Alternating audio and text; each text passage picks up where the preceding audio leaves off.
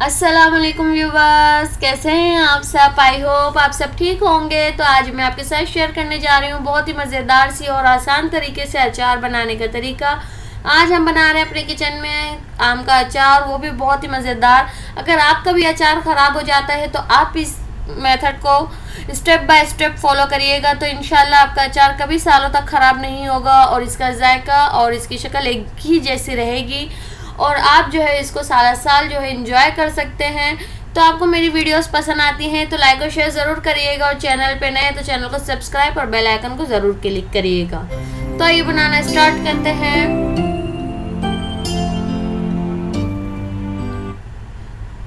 बिस्मिल्लाहिर्रहमानिर्रहीम। तो यहाँ देखिए मेरे पास अचार की कैरियाँ हैं और ये मैंने देसी वाली कैरियाँ यूज़ करी हैं और बिल्कुल खट्टी वाली यूज़ करनी है आपको, जो अचार के लिए असल में यूज़ होती हैं।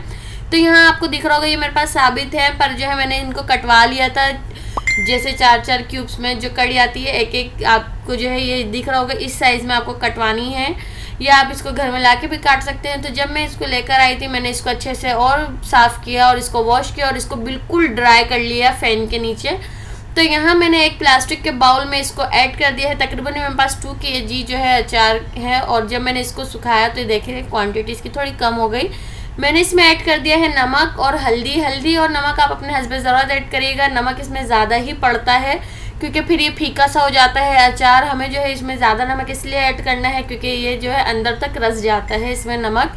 और इसको मैं रख दूँगी तकरीबन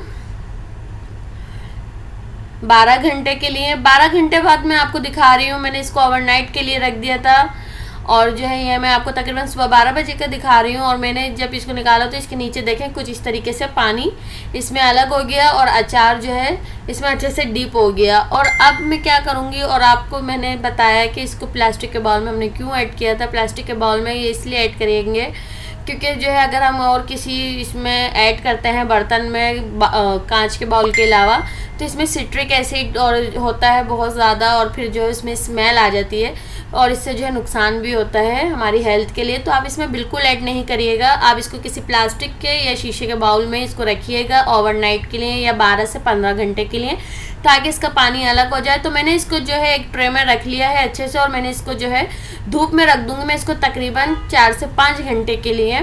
कड़क धूप में ज़्यादा नहीं रखिएगा, अगर कड़क धूप है तो 2 से 3 घंटे काफ़ी हैं। तो मेरे पास ज़्यादा कड़क धूप नहीं थी तो मैंने इसलिए इसको 4 घंटे रखा और देखें सूख गया है, पानी इसका बिल्कुल ड्राई हो चुका है। और हमें बिल्कुल यही स्टेप इसका फॉलो करना है, बिल्कुल पानी नहीं होना चाहिए कैरियों में।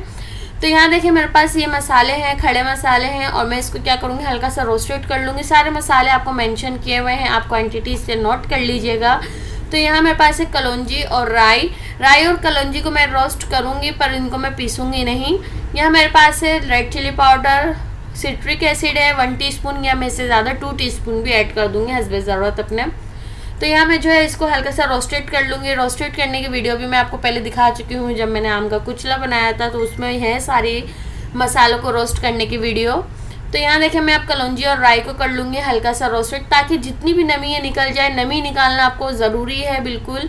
आप इसकी मसालों में नमी नहीं होनी चाहिए, अगर आपके मसालों में नमी होगी तो आपका अचार ख़राब होने के चांसेस ज़्यादा होते हैं। तो यहाँ देखें ये बिल्कुल ठंडा हो चुका था और जो है मैं अब इसको क्या कर लूँगी हल्का दरदरा से इसको मैं ग्राइंड कर लूँगी। आप इसको कूट भी सकते हैं इमाम दस्ते में, तो मैं यहाँ पे जो है इसको हल्का सा दरदरा कर लूँगी। इस टाइप में चाहिए हमें ये बिल्कुल। मैंने आपको पहले बता दिया है आम आपका बिल्कुल ड्राई होना चाहिए। आप इसको अच्छे से धूप लगाइएगा तकरीबन 3 से 4 घंटे के लिए। तो सब मसालों को मिक्स कर लेंगे। इसको बनाना बहुत ही आसान है, पर इसको बनाने का तरीका अगर आप फॉलो करेंगे तो इंशाल्लाह बहुत अच्छा बनेगा।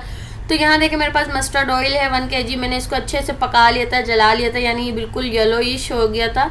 तो मैंने इसको बिल्कुल ठंडा कर लिया। बिल्कुल ठंडा करना है आपको, ऑयल को बिल्कुल गर्म नहीं होना चाहिए वरना आपका अचार ख़राब हो जाएगा। तो मैंने 1 सर्विंग स्पून के बराबर जो है ऑयल को पहले डाला और इसमें मैंने मसाले ऐड कर दिए ताकि मसाले सारे आपस में यकजान हो जाएं, कंबाइन हो जाए मसाले सारे तेल के अंदर। तो थोड़ा सा मैंने ऑयल और ऐड कर दिया है। अब मैं इसमें क्या करूँगी तो थोड़े से जो है आम इसमें मैं ऐड कर दूँगी। और आम देख सकते हैं आप, जब हमने इसको ड्राई होने के लिए रखे थे तो ये कितने ज़्यादा लग रहे थे, जब ये ड्राई हो गए तो इसकी क्वांटिटी थोड़ी कम हो गई है।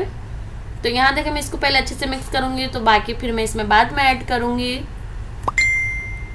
आपको जो है चमचा जो ऐड करना है, जितने भी बर्तन आपको अचार बनाने में यूज़ करने हैं, बिल्कुल आपको जो है हाथ नहीं लगाना है। आपको जो भी चम्मच यूज़ करना है, जो भी बर्तन यूज़ करना है, बिल्कुल आपका सूखा हुआ, बिल्कुल ड्राई होना चाहिए। आपको इसमें गीली चीज़ कोई यूज़ नहीं करनी है। ये भी बहुत ज़्यादा चांसेस होते हैं आपका अचार ख़राब होने के, कि फफूंदी लग जाती है और जो है इसमें जो है ख़राब हो जाता है, ज़्यादा दिन तक अचार नहीं चलता है। तो यहाँ देखें, अगर आप इसको जो है बाहर स्लिप पे भी रख देंगे, किचन काउंटर पे भी रख देंगे 2 से 3 दिन के लिए, तो ये बिल्कुल जो है आपके खाने लायक हो जाएगा। और आप इसमें इस वक्त ऑयल भी ऐड कर सकते हैं, पर मैं इसको थोड़ा धूप में भी रखूँगी।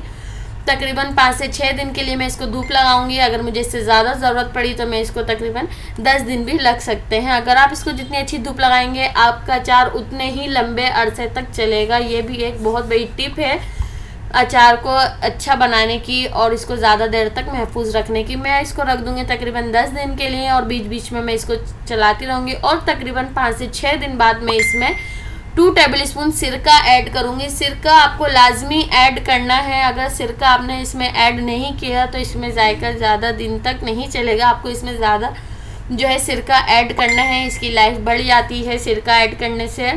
तो यहाँ देखें, ये बिल्कुल इतना अच्छा हो चुका है कि अगर मैं इसको बाहर स्लिप पे, किचन काउंटर पे भी रख दूँ तो ये वैसे भी पकता रहेगा और ये ख़राब नहीं होगा अगर आप इसको धूप में भी नहीं रखेंगे, क्योंकि हमने इसकी जितनी भी चीज़ें इस्तेमाल की हैं और इसको जितने भी मेथड हमने इसमें फॉलो किए हैं, इससे ये अचार हमारे ख़राब होने के चांसेस बिल्कुल ख़त्म हो चुके हैं। पर आपको ड्राई और इसको जो है ड्राई प्लेस पे रखना है। तो आई होप व्यूवर्स आज की रेसिपी आपको पसंद आई होगी। पसंद आई हो तो लाइक और शेयर तो ज़रूर करिएगा, और मेरे चैनल पे नए हैं तो मेरे चैनल को सब्सक्राइब भी ज़रूर कर लें। बेल आइकन को क्लिक करें, इससे आपको मेरी न्यू आने वाली रेसिपीज़ की नोटिफिकेशन सबसे पहले मिलेगी। तब तक के लिए अपना बहुत सारा ख्याल रखिएगा और मुझे अपने दुआ में याद रखिएगा। तो फिर मिलेंगे इंशाल्लाह एक नई रेसिपी के साथ। तब तक के लिए अल्लाह हाफिज़।